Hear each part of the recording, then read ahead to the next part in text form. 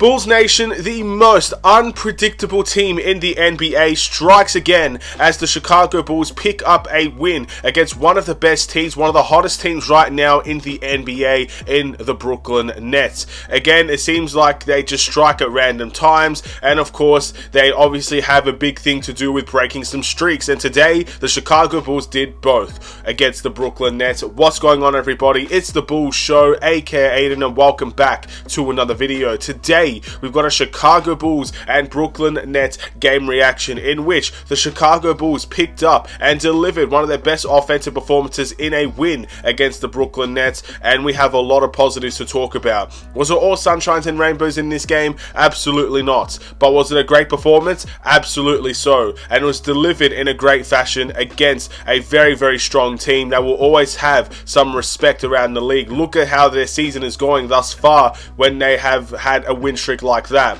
And the Bulls obviously delivered one hell of a performance today. Before we get started, please like and subscribe to the Bulls Show. Turn notifications on and let me know in the comments below your thoughts about the Chicago Bulls game today. Who is your player of the game? Your thoughts and opinions on how well the Bulls truly played. We won this game 121 to 112, and this is not the first time we have beaten Brooklyn, I guess, in terms of the NBA season. I think this one, this one was a much better performance compared to the last game against Brooklyn, and everybody contributed. This was a game where you look at the entire team and they all made a difference in this game. Every single player on this team contributed and made a huge impact. Usually, we're often seeing hero ball isolation, two players scoring 25, 30 points and everybody else a little bit lackluster. You can't say that about this game. From the bench to the starting lineup, everybody really made that impact. And it was a huge team effort today that led to a huge team win today. Isn't that incredible to see, ladies and gentlemen? It was a fantastic response from the last game against Cleveland where we blew a 21-point lead, obviously with a lot of isolation and hero ball to follow suit. Compared to this game, we saw a couple of things rectified in this game and we walked away with a win. And look, this team is really inconsistent. I know the refs had a big factor to play against Cleveland both times, and yes, the refs have kind of hurt us in many ways, but this team is really inconsistent.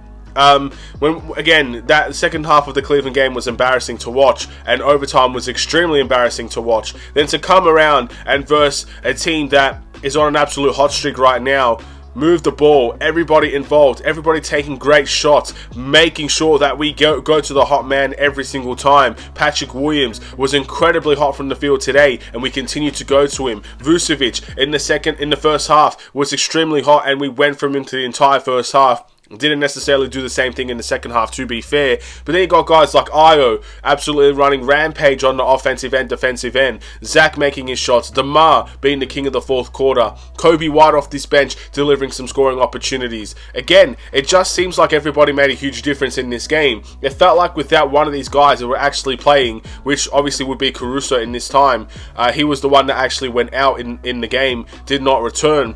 And everybody kind of picked up the slack on the defensive end, and his presence was not necessarily missed in this game because of how everybody else contributed. It was truly one of the best games of our season, in all honesty. But I guess the real question here is, why can't we see this level of performance every single game? I'm not saying this team needs to drop 121 points every single game. I'm not saying this team needs to drop 130 points every single game.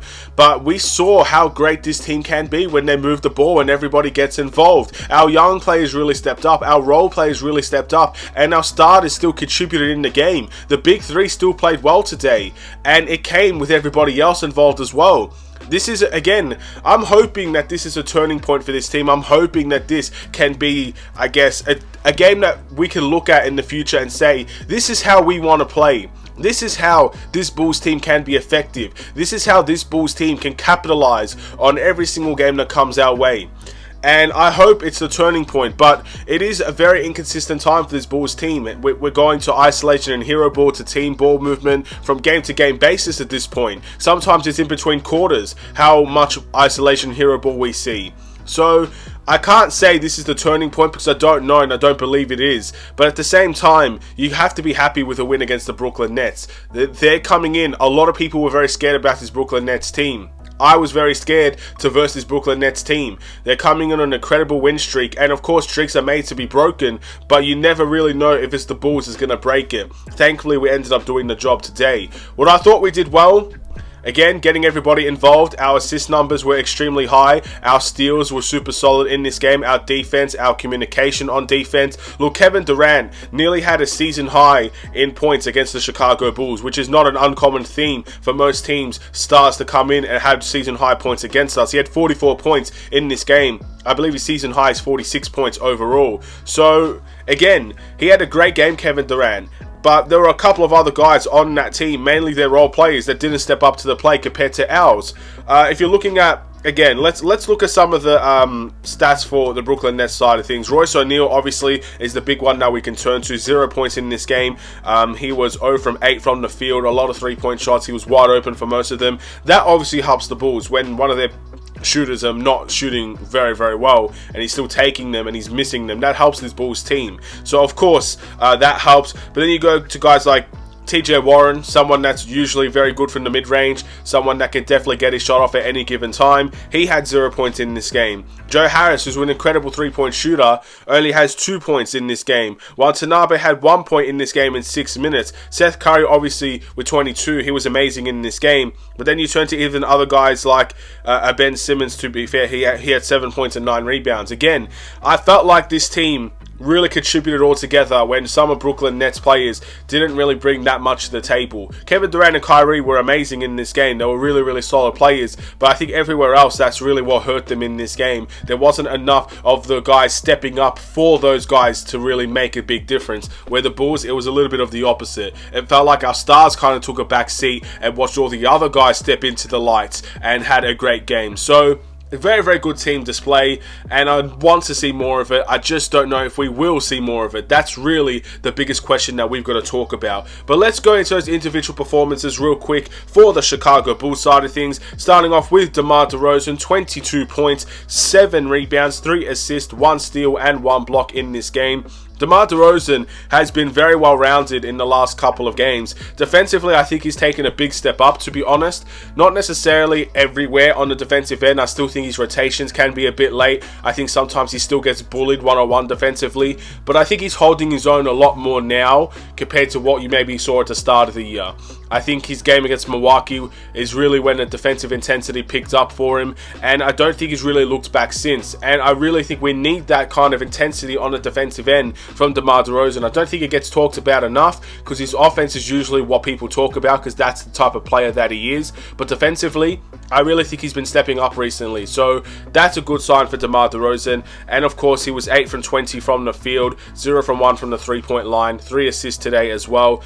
Standard game from DeMar, I would say. Probably not towards his standard, but of course, DeMar DeRozan is a superstar caliber player in this league, and it's a fairly average game, I would say, for him. But someone that did not have an average game for his standards is Patrick Williams. 22 points, 7 rebounds, 2 assists, 2 steals, 6 from 8 from the field, 3 from 4 from the three-point line.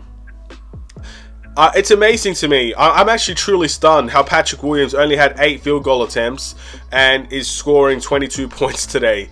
What an efficient night from Patrick Williams. And it's not out of the ordinary. This performance, for me, you look at the stat line, you say, wow, Patrick Williams really went off today. He was extraordinary. To me, this is a standard Patrick Williams game in the fact that he still only took 8 shots and he was still extremely efficient. But what the difference in this game is he went to the foul line. 7 from 7 from the foul line in this game. That is the difference overall. My friend did a very good job in telling me a stat saying that Patrick Williams is averaging a career low in terms of free throw attempts, and this is his season high in terms of free throw attempts for this Bulls team. And that's a huge difference of why people are saying Patrick Williams was outstanding, because realistically, 6 from 8 from the field is a typical Patrick Williams night. He tends to take about 8 field goal attempts every single game. That seems to be where his standard is. But he went to the foul line. That's the difference in this game. He got fouled on the three-point shot. He obviously got fouled on the posterizer. He got a couple of plays where he obviously went to the foul line because of a bonus situation.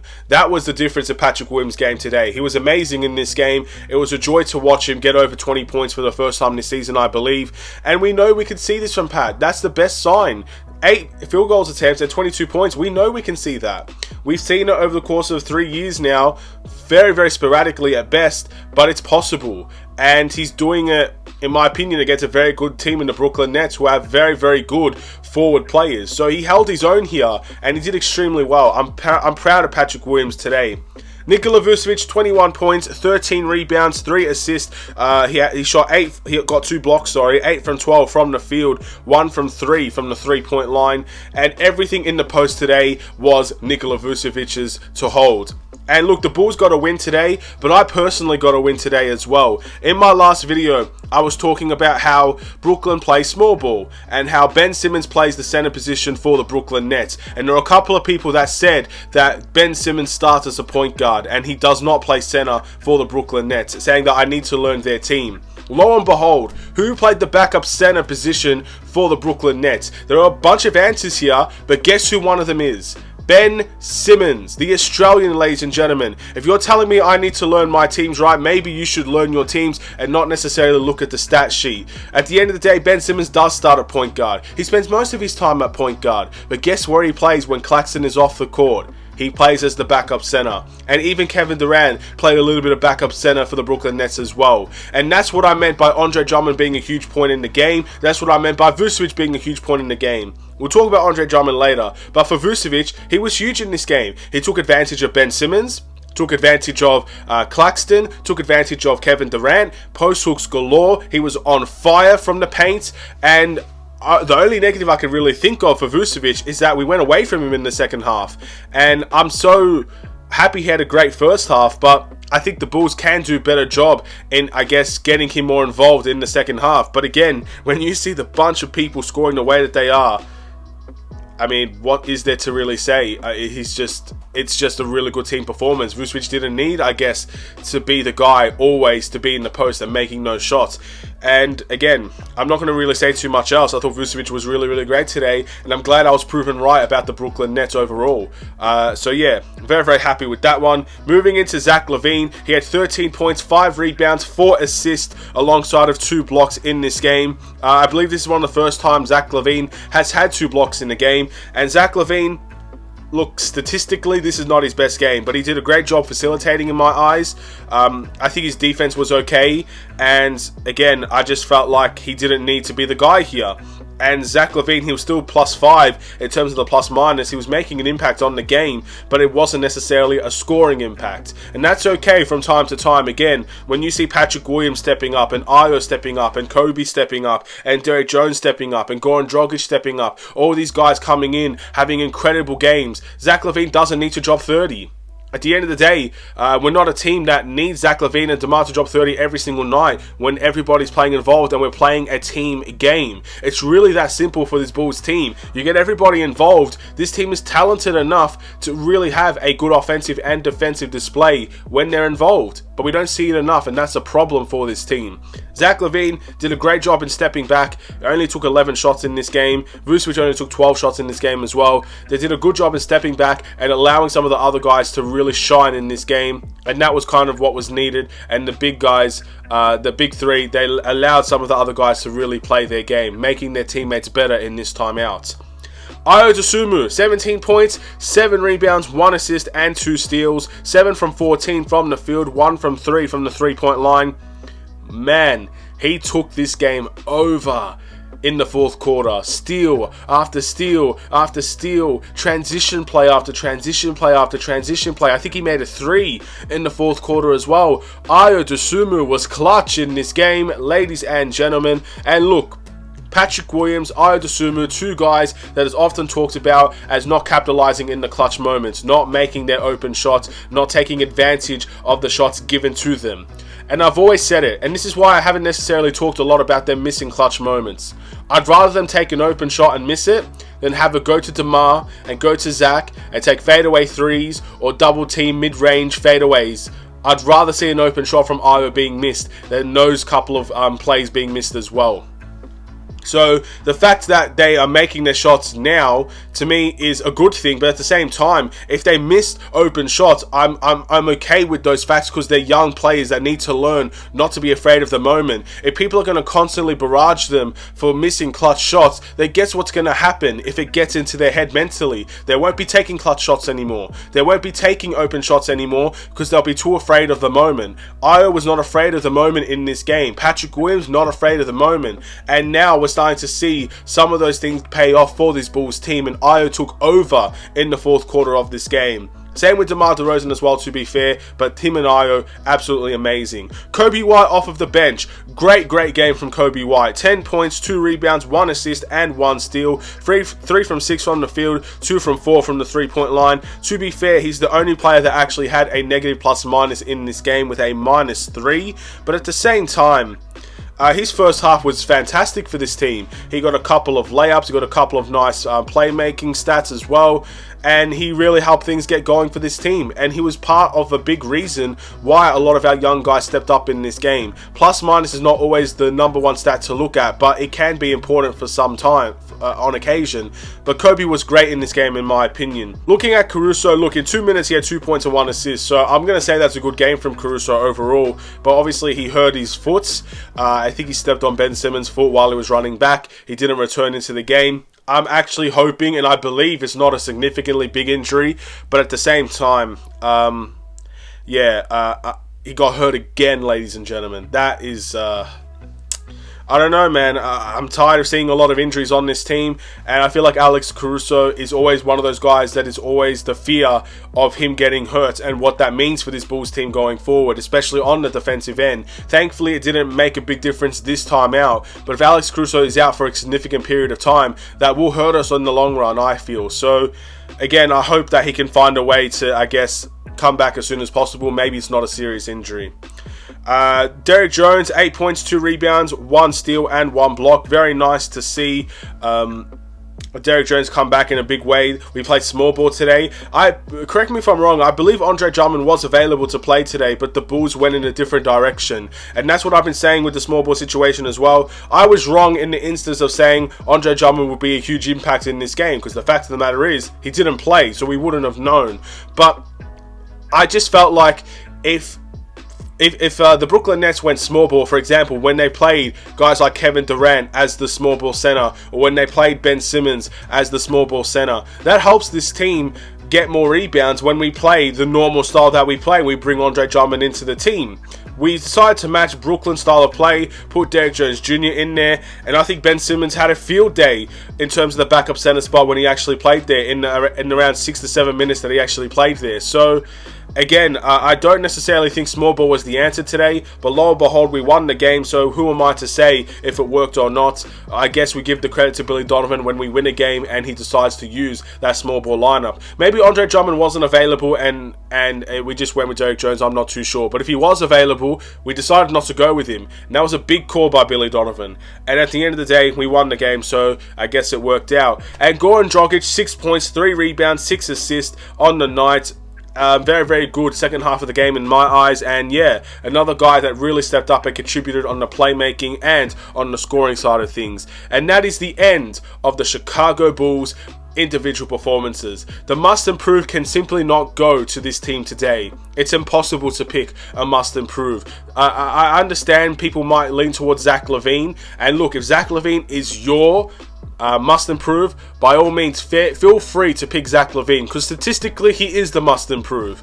But I won't hate a player for taking a step back and watching other guys make an impact. You know what would have made Zach LaVine the must improve in my eyes today? If we saw Patrick Williams going, Ayo Dosunmu going, Vucevic going, DeMar going, and then we saw Coby White off the bench, Goran Dragic off the bench, Derrick Jones Jr. off the bench, all these guys going, and they're scoring, and it's fun, and it's competitive, and it's team orientated, and then Zach LaVine said, it's time for me to get my fadeaway threes going, ladies and gentlemen. I'm going to end up finishing the game with 16 to 17 shots. None of them are going to go in because I've been cold most of the night, and at the end of the day, live with the results. Zach LaVine took a step back in this game. People need to understand that, and that is okay when there are other guys stepping up. Should he take a step back in the next game? Probably not, because you won't find this level of play consistently from every single one of our players every single night. It's just not how the NBA works. You're going to need your star players to still end up being the leaders when it calls upon them. But today, a leader is allowed to step back and allowed to watch other guys make an impact. So no must improve for me is needed in this game. Hopefully you understand my reasoning. My player of the game, oh, that's so tough. In my eyes, I want to give it to some of the young guys here. I want to give it to Ayo. I want to give it to Pat. I think those are the two that I really want to give it to here, and I don't know who to give it to. That's really tough. That is really, really tough. Alright, I've made a decision. My player of the game is going to go to Ayo Dosunmu. My reason is Patrick Williams obviously had a great offensive night, but I think defensively, again, Kevin Durant almost got a season high. Patrick Williams ended up having 5 fouls in that game trying to stop Kevin Durant. And at the end of the day, I don't think he did a terrible job whatsoever, but at the same time, I do think that kind of plays a factor when Ayo was having a great night overall in terms of his performance as well. I think it's literally this close in my eyes. And Patrick Williams, I've never given him the player of the game this season, and I'd love to give it to him here.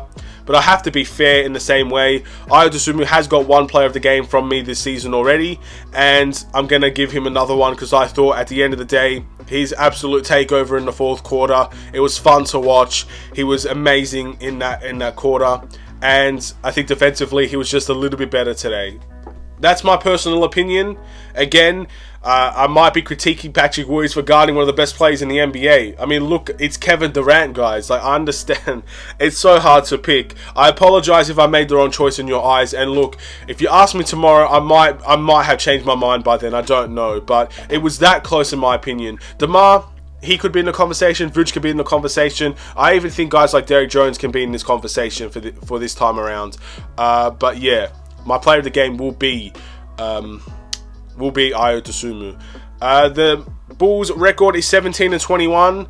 Again, it's a big win against the Brooklyn Nets, and now we turn our heads to another record that needs to be broken by this Bulls team, with our next game coming against the Philadelphia 76ers. Philly, the streak that needs to be broken. Joel Embiid has yet to lose to the Chicago Bulls team, and the fact that he's been in the league for I don't know how long at this point, he's definitely in his prime right now, and he's not, I guess, lost to this team, is a record that needs to be broken straight away.